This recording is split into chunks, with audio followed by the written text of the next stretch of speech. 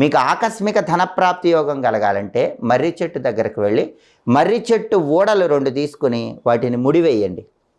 మర్రి చెట్టు ఊడలు ముడేసి ఇంటికి వచ్చేసేయండి. తొందరలోనే ఆకస్మిక ధనప్రాప్తి యోగం కలుగుతుంది. అలా